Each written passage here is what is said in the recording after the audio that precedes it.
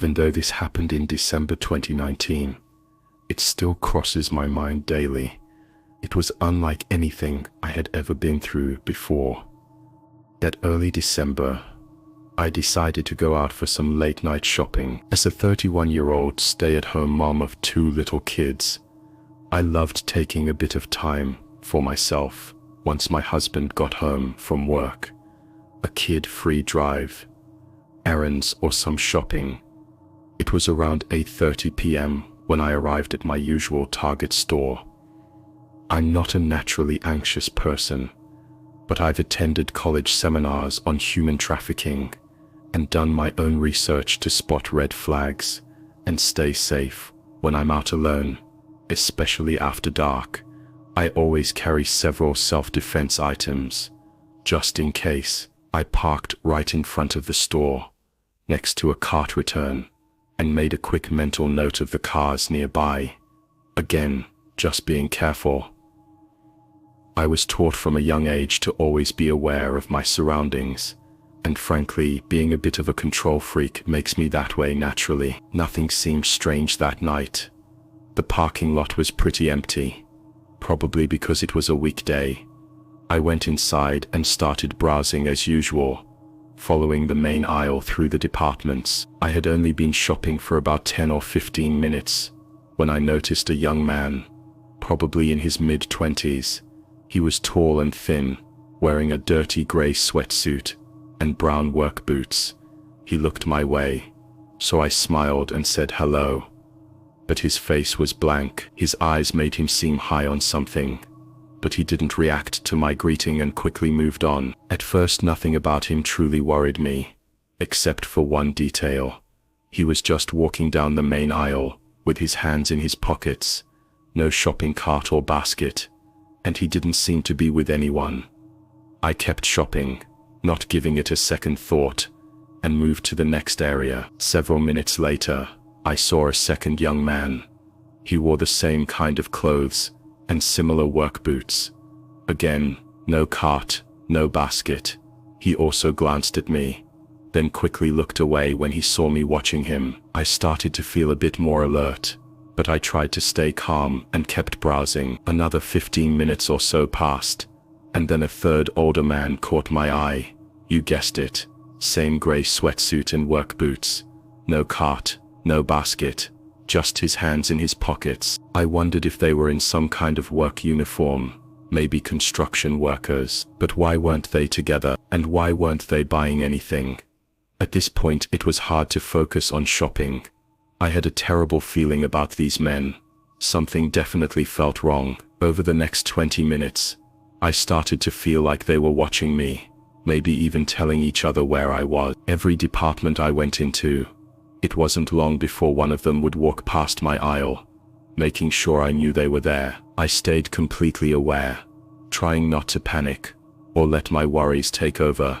Their presence felt heavy and dark. I decided to test them, to prove I wasn't just imagining things, and that my gut feeling was right. I started choosing random aisles, darting back and forth between different departments in a messy, unplanned way, to see if they would keep showing up. Sure enough, just a few minutes after I popped into any aisle, one of them would appear, staring me down as they passed. It felt like I was being surrounded, like an animal being hunted.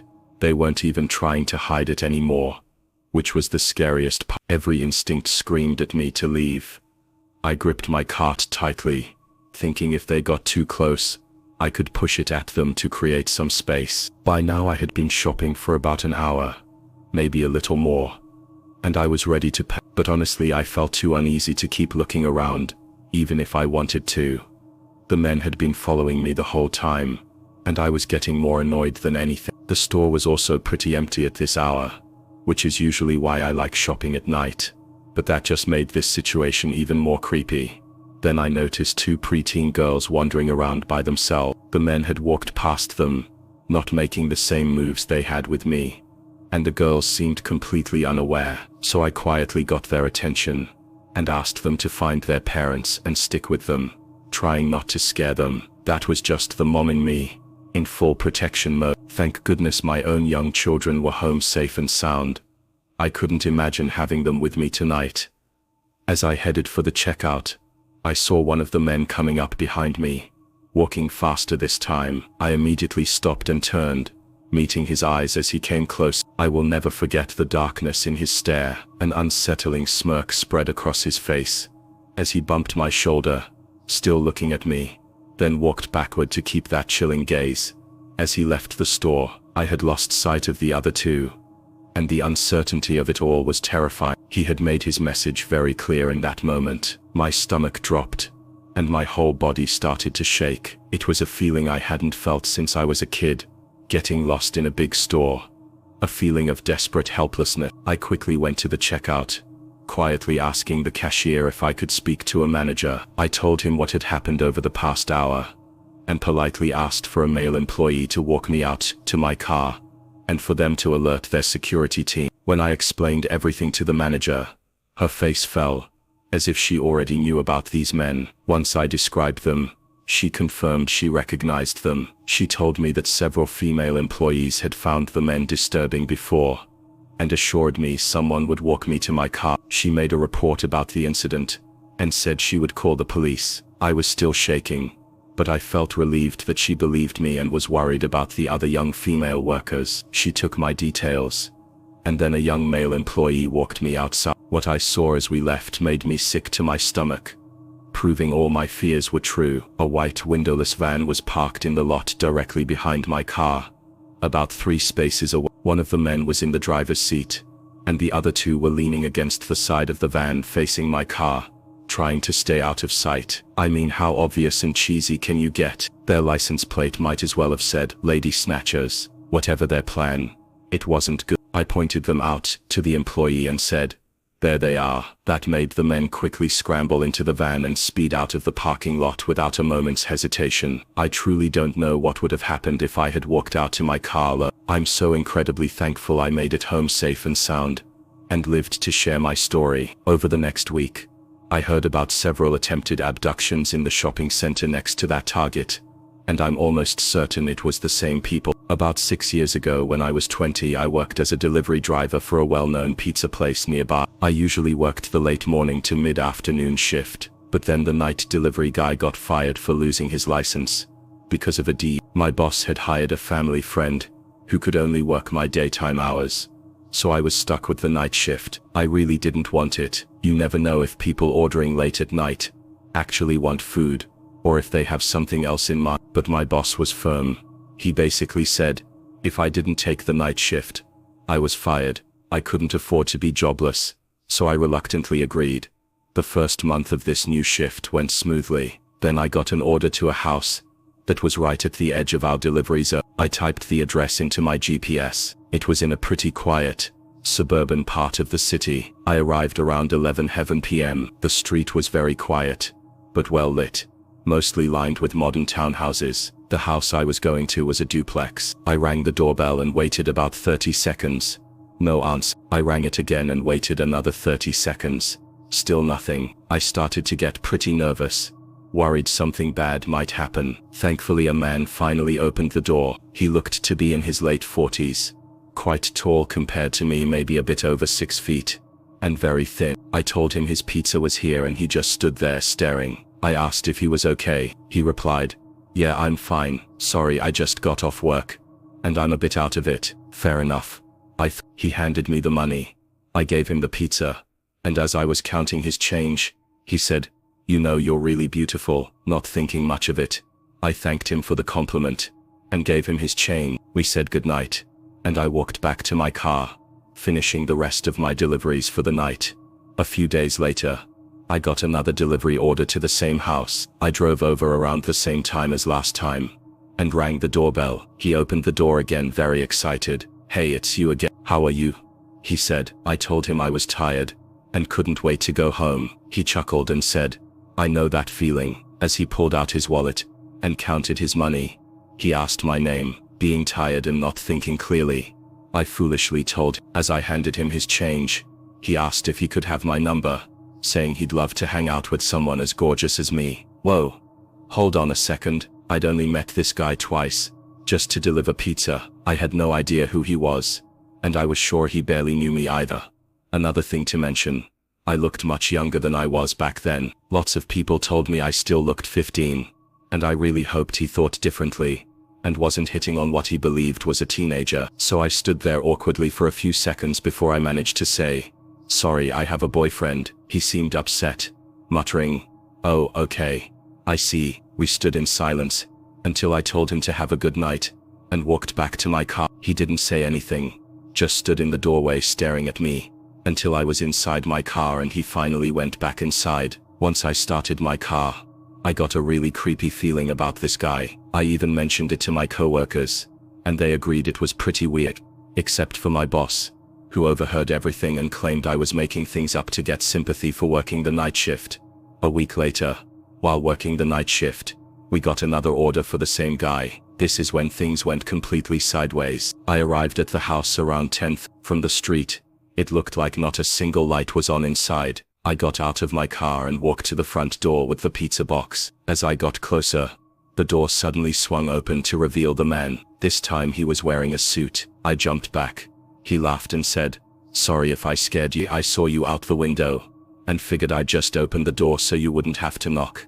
I was getting really scared because, like I said, there were no lights on. Was he just sitting in the dark this whole time? And if so, why? I gave a nervous laugh and said, "It's okay." He asked me if I liked his suit, and I said yes. Then he asked, "Would you like to go on a date with me tonight?" What the hell? I told him again that I had a boyfriend. He chuckled, came closer, and said, "Honey, there's no way a girl your age is in a serious relationship. If you go on a date with me, I'll show you how a real man treats a girl." He then snatched the pizza box from me, tossed it aside, and grabbed my arms hard. I was absolutely terrified at this point, trying not to cry from the fear washing over me. I started pleading, "Hey, please, I just want to go home. I don't want to go on a date tonight." He just stared at me with the most evil look I had ever seen and said, "I don't care. Get inside now. We are going to have a good time." He started pulling me into the house, and I resisted with all my strength. After a struggle, he let go of one of my arms and started reaching into his pocket. I thought he was pulling out a knife. That's when I did something I'm still thankful for today. While he was fumbling in his pocket, I used my free arm to punch him as hard as I could in the stomach. It stunned him for a few seconds, and his grip loosened, allowing me to break free. I sprinted to my car. As I got in, he ran at me, trying to pull me out, holding a knife in his other hand. He even yelled, "Why are you making this so difficult?" I grabbed a half-empty soda bottle from my cup holder and threw it. Luckily, it hit his head, and he let me go.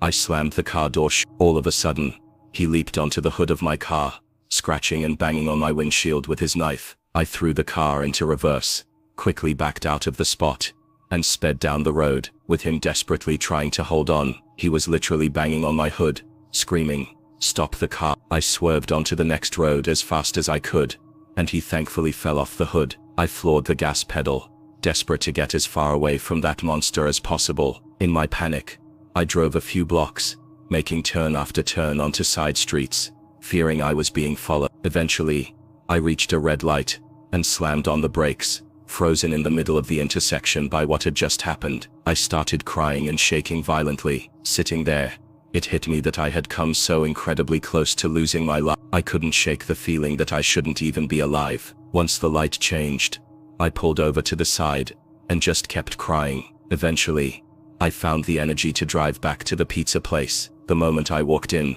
my coworker knew something was terribly wrong. I practically broke down in front of him, and everyone else came to the front, wondering what was happening. Fighting back tears, I explained everything as calmly as I could. My coworker comforted me, and my boss, to my surprise, started apologizing profusely for what had happened and for forcing me onto the night shift. He took me into his office and handed me the phone to call the police.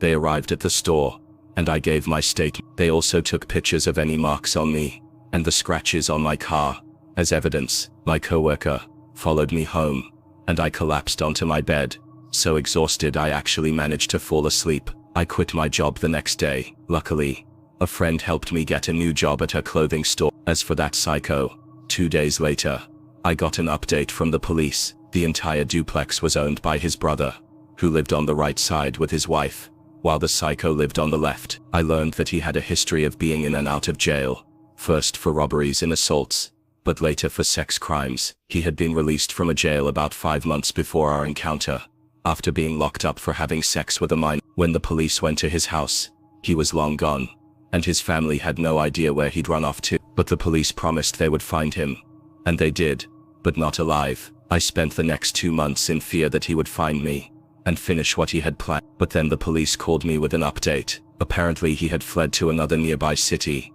and tried to kidnap a teenager walking alone late at night. Luckily, someone saw it happening from their window and called the police. They caught him trying to force her into his car. He managed to escape, and the police chased him. He sped through a red light near a busy road, and a van slammed right into the driver's side of his car. By some miracle, the van driver only had minor injuries, but the psycho died from his wounds long before the ambulance even arrived. I thanked the officers for everything they had done, and for letting me know. As I walked out of the station, I walked down the street and lit a cigarette, taking in everything I had just been told. I don't usually wish death on anyone, but hearing about his death brought a wave of relief. Relief that he couldn't hurt anyone else. Relief that I would never have to face him again, and that I wouldn't have to go through the court process. Reliving that night, who knows where I'd be if he had managed to pull me into his house. I'd also recently gone through a bad breakup. My friend suggested I try Tinder. At 21, and being a new cop, I had this I'm invincible, I can handle anything mindset. I know it's not a great way to think, but please bear with me for the story. I matched with a really good-looking woman, someone I thought was out of my league. We chatted, and eventually set up a date. She said she knew a great open field where we could look at the stars and hang out, and we could meet at her house first. The night arrived. I was excited, and she seemed excited when I picked her up. She directed me to the field, and it was nice. Wide open space, woods nearby, deer and other wild animals. Then I noticed some faint headlights in the distance. A van started driving towards us, and pulled up right in front of us, almost blocking my car from moving forward. I told her to stay in the car, and said I'd go talk to them. I grabbed my flashlight from the car, and walked up to the driver's side of the van. A fairly large man was inside. I asked him what was going on, and if he could move his car back a bit. He was actually very polite. He said he owned the property and hadn't meant to scare us. He explained that he'd been having problems with poachers, and just wanted to make sure we weren't planning to shoot anything. I assured him we were just there to stargaze and enjoy the wildlife. He seemed perfectly fine with that, told me to enjoy my date, and drove away. After that, the girl in my car was texting non-stop. About an hour later, I saw headlights coming towards us again, much faster this time. We quickly got in my car, and I moved it into a better position, ready to leave. It was the same man. He came so close he almost hit my car. At that point, the girl jumped out and ran towards him. I instantly knew I was in deep trouble. I got out, and yelled for them to back up and get on the ground. Of course, neither of them listened. The man then charged me and knocked me to the ground. Luckily, I was able to flip him onto his back and get up. I saw my date grab a metal pipe from the van. She told me they had a gun, and demanded my money and truck, promising I wouldn't get hurt. Naturally, with my I'm invincible attitude, I said no. She started crying, saying they didn't want to hurt me. He then started to move back toward the van. At that moment, I told them I was a cop. I pulled out my hidden gun, and ordered them to lie on the ground. After a moment of shock from all three of us, they followed my orders. I was about to call 911, give my name and badge number, and tell them I had 2 people at gunpoint and needed immediate backup. I gave our dispatch the best directions I could to this field. While I was on the phone, they both suddenly ran away, again showing my stupid new cop, young guy mentality. I chased them. I took off after the man who ran into the woods near the field. I chased him for maybe 30 seconds. Then I heard 3 loud bangs, and saw a flash of light from a gun. My I'm invincible mindset vanished instantly. I ran like crazy back to my car, and sped away from there as fast as I could. I drove back to the area where I had picked her up, and called dispatch again, having officers meet me there. Of course, the first officers to arrive were my sergeant and my field training officer. They were both completely understanding and didn't give me any grief about it at all, though the most common words they used were dumbass and stupid rookie. I got into their patrol car, and we headed back towards the field. Luckily, the van was still there. I was told to stay quiet, and only come out if they started shooting. They checked the area, and then searched the van. They found meth right on the center console. What scared me the most was when my field training officer and sergeant came back to the patrol car, let me out, and told me to come look in the back of the van. Both of them were pale, looking horrified. I went to the back of the van where I saw several knives, duct tape, lighter fluid, a good amount of rifle bullets, handcuffs, and what looked like dried blood. In the front passenger seat, they found an AR-15 style rifle and 2 more handguns. We called for immediate backup and detectives. When they investigated, the blood turned out not to be blood at all. The license plates had been stolen, and the van was reported stolen. I still get shivers thinking about the whole event, but thankfully, no one got seriously hurt. I will never, ever use online dating again. There was a girl at school named Amy, who didn't have many friends. She was very quiet, and honestly I thought she was a bit strange, but I also felt like it would be nice to be her friend. We started talking, and she turned out to be really nice. We quickly became best friends. It got to the point where I spent every weekend at her house, and then we would walk to school together. Even at my young age, I knew there was something off about her dad, Kevin. He seemed very, very interested in me, always trying to play fight and other odd things. Whenever he was around, I just felt weird. He was a short, stout man with gray and white hair, always sporting a strange smirk and wide, unsettling eyes. It began with him secretly taking bits of my food when I wasn't looking, then laughing and making sure to put his arm around my shoulders as an apology. He was always lurking wherever we were, upstairs, downstairs, or outside. He just hovered. One day, Amy's nun, her mother's mom, was visiting. Kevin greeted her nan with a kiss on the mouth, which was incredibly weird, but then it turned into the creepiest, sloppiest French kiss. Everyone except me and Amy found it fun. Amy forced a smile when her family looked over, but I was horrified. Maybe I shouldn't have gone back after that, but I felt like I had to. For Amy, another day, we were playing in her room when Kevin burst in and started an argument about nothing. It got heated, and he grabbed trash bags, saying he was going to throw all her toys away. Of course, an 11-year-old would get mad if she thought her dolls were being tossed, so she became hysterical. We followed him downstairs, where he told her if she ever spoke to him like that again she would regret it. That's when he started to take off his belt. What the hell?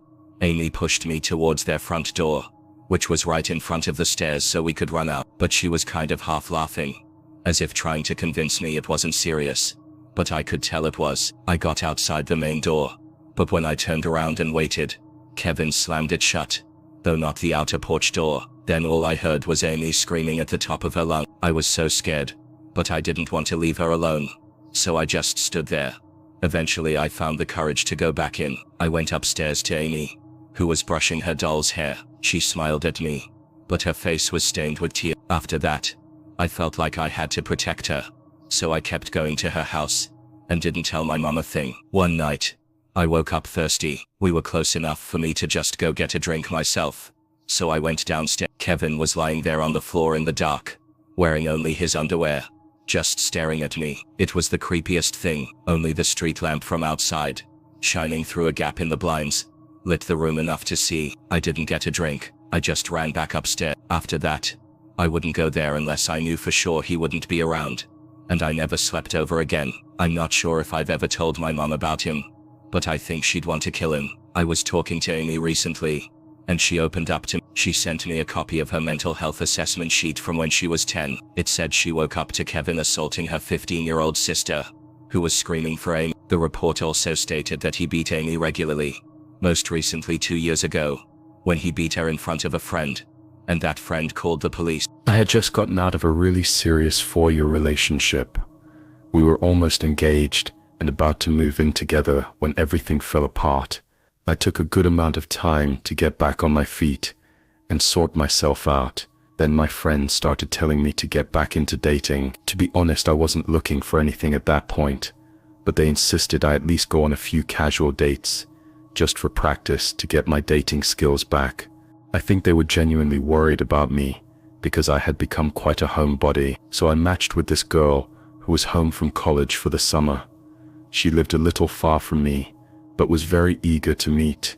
She seemed really interested and was even willing to come to my area. Truthfully, I wasn't all that keen, but my friends kept pushing the idea of practice. They said a date doesn't mean commitment, so fine. I want to be very clear though, that I was completely honest and upfront with her. I told her I wasn't looking for anything serious or anything at all really. I was very open about having just left a serious relationship, and that I was simply exploring. She insisted it was fine, and still wanted to meet. We agreed to a casual lunch at a sports bar that week. I got there and she was already waiting. I was a bit thrown off by how different she looked from her pictures.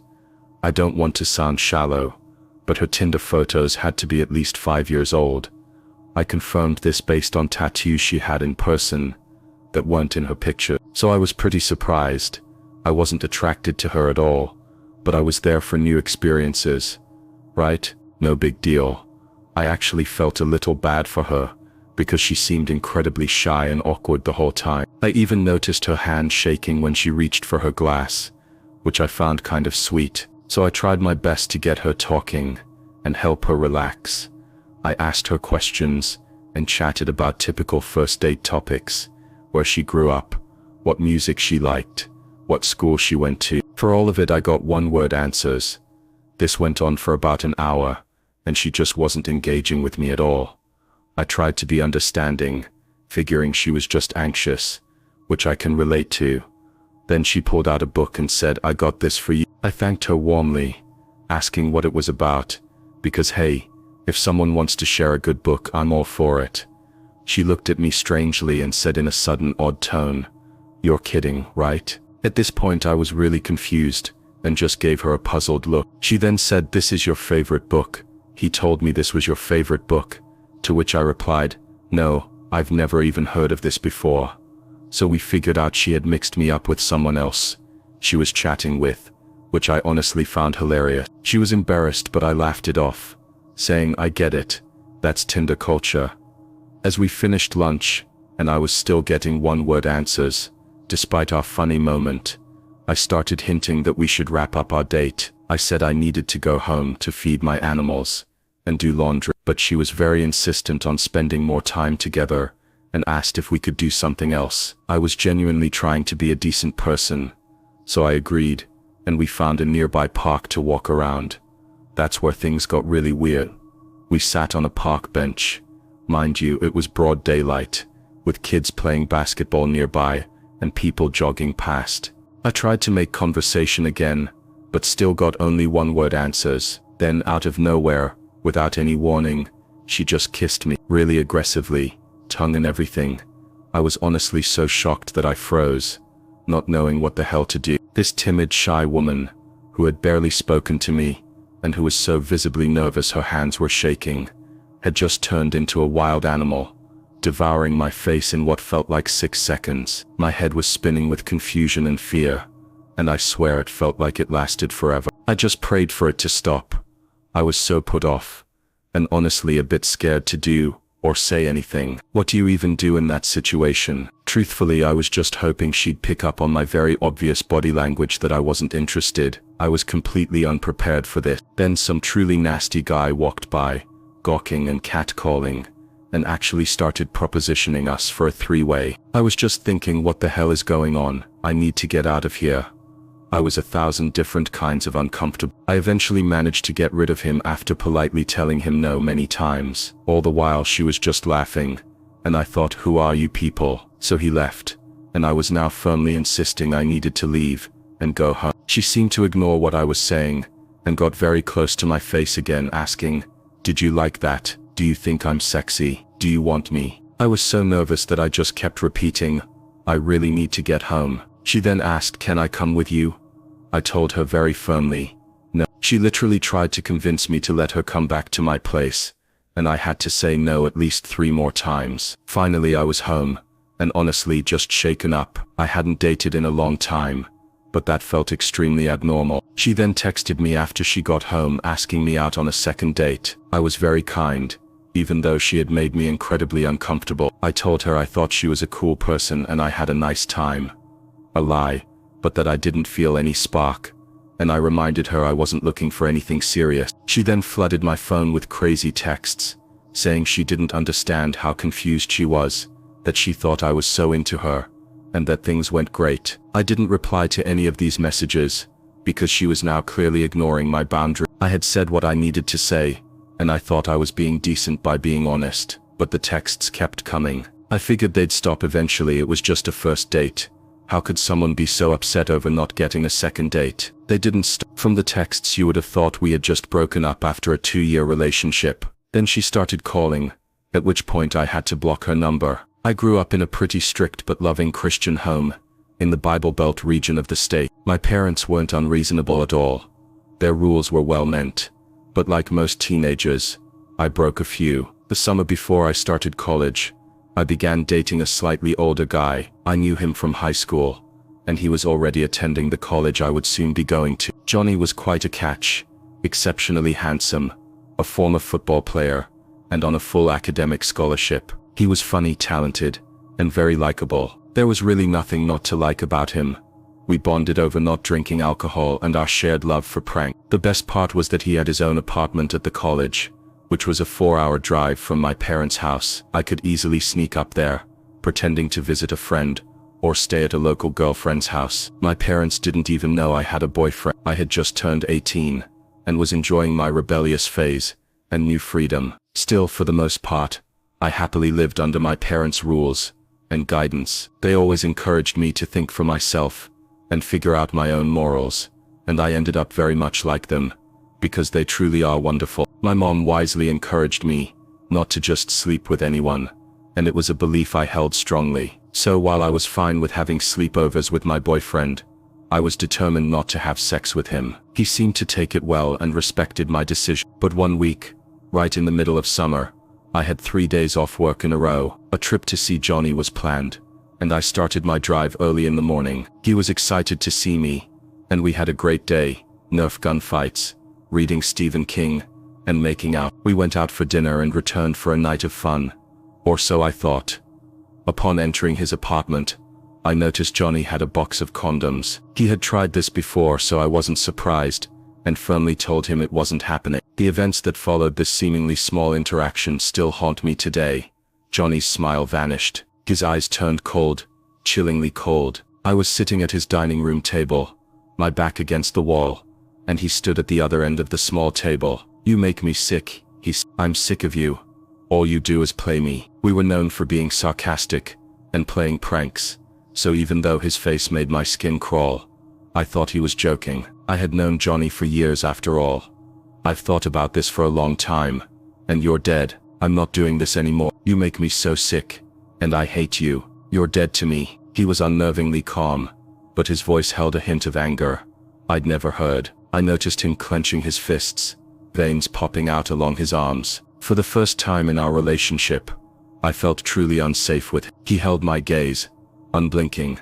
His second-floor apartment was on campus, and it was summer. I hadn't seen anyone else in the building. No other cars in the parking lot. Even if I could get past him, which I definitely couldn't, my options were unlock the balcony door and jump, or race 15 feet down the hallway to the dead-bolted front door, which opened inwards, then get down a flight of stairs. Both choices led to an empty parking lot. I would have to get to my car, or run into the nearby woods. Though athletic, I had no physical chance against him. I focused on him, half of me still believing he was kidding. He had to be. He would break into laughter any second, and we would go back to our lovely day. He kept talking, saying things I can't repeat here, too graphic and specific to our location. He described the sexual assault he had planned for me. If I survived, I would be strangled in the nearby woods, then chopped up and dumped at a secluded spot we had once explored together. He pointed to some bags on his counter. "That's where your body will be within an hour." I had heard enough. His plan was too detailed to be something he just came up with on the spot. I'm small, but I'm stubborn, and I would fight to the death if I had to. I also have a great poker face, when needed. It was my turn to hold his gaze, with all the fierceness I could gather. I stood up and said the first thing that came to mind. I'm still proud of the calm I managed to show. Inside I was begging God not to let me die. "You're really funny," I said.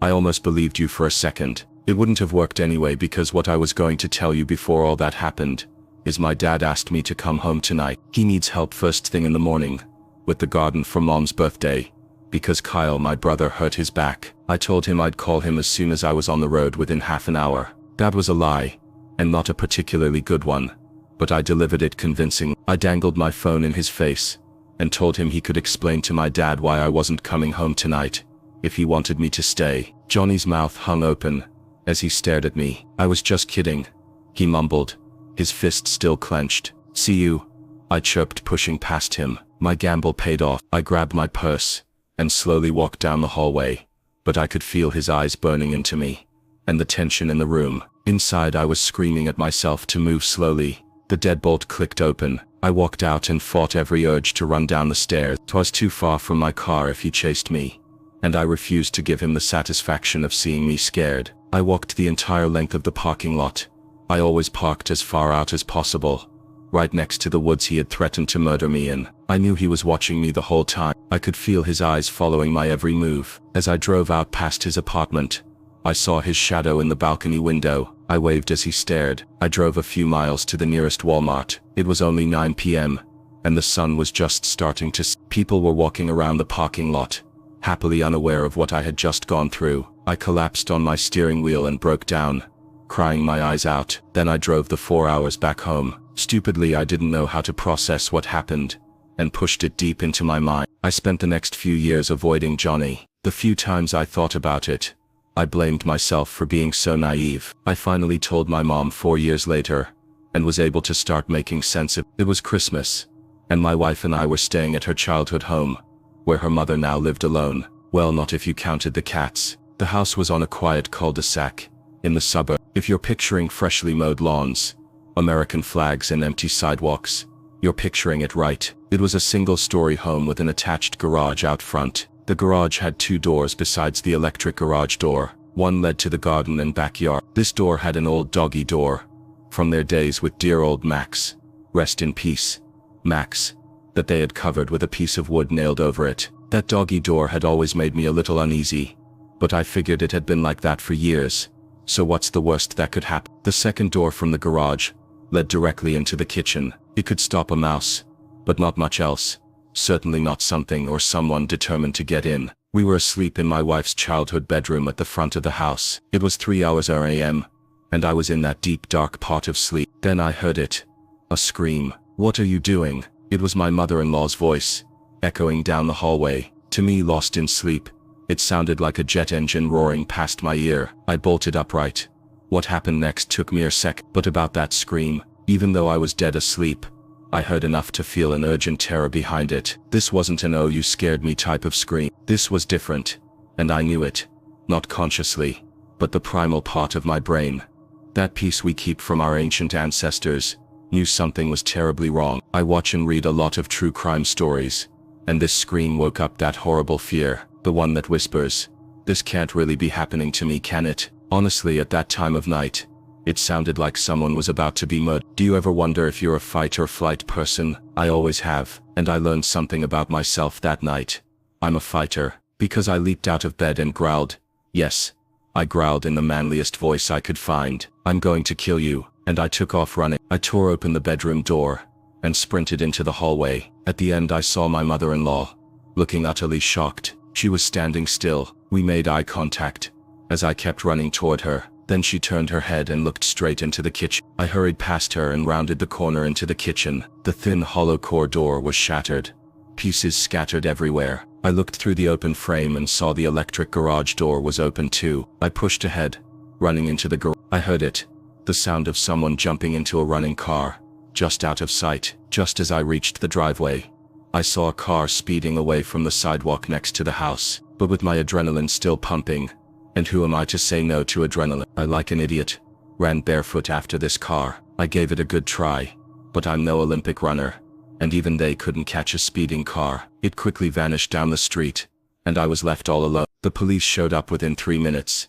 which I have to say, makes me feel a lot better about my mother-in-law living there. They took our statements. My mother-in-law said she heard a noise, the hollow core door being kicked in, and walked into the kitchen where she came face to face with a burglar, a small, thin woman. The police believed she was working with a partner. Her job was to squeeze through the doggy door, kick in the inner door, and open the electric garage door for her accomplice. According to the police, the burglars most likely thought nobody was home. Luckily, my mother-in-law must have surprised her and scared her off, in addition to my manly growl, of course. But it feels good to know that everyone was safe, and to learn that I guess I've got a little fight in me. And for the record, we bought the heaviest, strongest wooden door you've ever seen to replace that flimsy one. I'd like to see a mouse try and get through that now. When I was 19, I moved from Oregon to Florida to be with my boyfriend at the time. I was picturing white sand beaches and Mickey Mouse, but instead I got swamplands, bugs, and dirt roads. We lived in a tiny town called Hawthorne, just outside of Gainesville. It literally has one stoplight and maybe 4 stores: Dollar General, Steve's Market, Eckerd's Pharmacy, and Sonny's Barbecue. Woohoo. Anyway, I got a job at the old Eckerd's store in the middle of town. It was next to the grocery store, so everyone shopped there. After about 3 months of working there, I walked in to start my shift one day, and the manager pulled me into his office. Laid out on his desk were about 30 to 40 open letters, all addressed to me by hand. "Do you know this person?"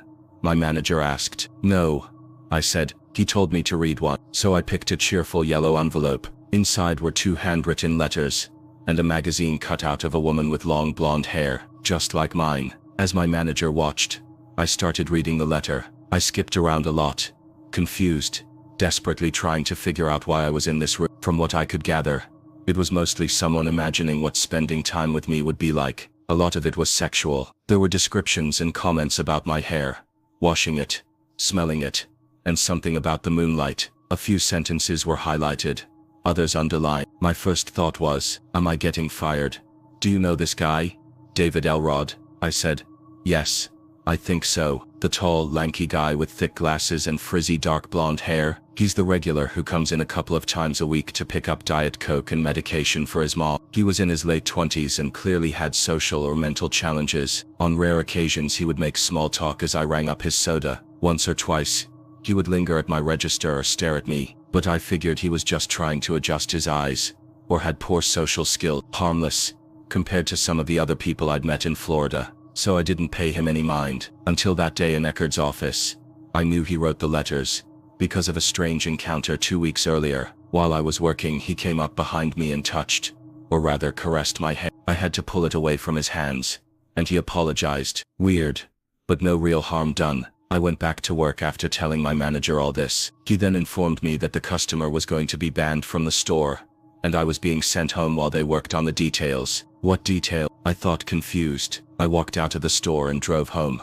That day was strange. 2 hours after I got home from my non-shift, there was a knock on my door. I looked out the window and saw what looked like a SWAT team. What the hell is going on? I thought. I saw men in tactical gear with large weapons, 2 men in suits, and several uniformed police officers. It felt like slow motion as I opened the door. A female officer held up a few oddly familiar letters. "Can we come in and talk to you about these?" she asked. Realizing everyone in town had probably read these letters, I wanted to pass out. "I barely even know the guy," I told them. We sat on my couch, and she began to speak. Out of the corner of my eye, I saw my boyfriend glaring at me from the bedroom. The female officer explained that they had used the letters from Eckerd's to try and issue a trespassing notice to David. They wanted to talk to him directly, she said, because her whole department is aware of David. The officers confronted him at his home and tried to give him the trespassing notice for Eckerd's. Apparently he was not happy about this. He insisted for over 45 minutes that it was all a big mistake and that I wanted to talk to him. He was aggressive and stubborn, but they decided to pursue stalking charges.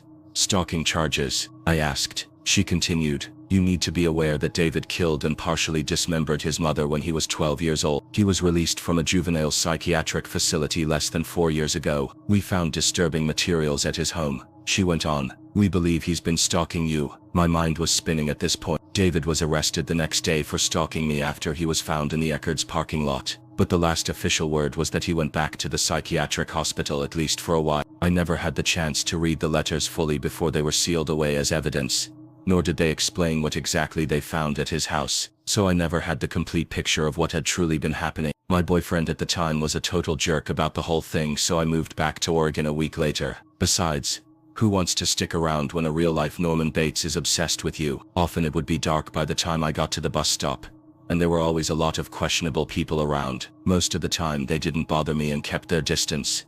One night I was walking a little later than usual. I saw a truck and a man talking to a girl who looked like she was in her teens, very young. I didn't think much of it. Many teenagers worked in the mall's food court, and sometimes had late shifts on weekends, so they often got picked up. I honestly thought it might be her dad. As I got closer, I could see she was upset, but I just figured they'd had an argument. The man looked up at me with a slightly angry expression. As I sat down, I heard him saying to the girl, "Hey honey, you should come home with me now, Mom is worried." She slowly backed. That's when I looked up, and she was staring at me with a terrified face. This man was clearly drinking.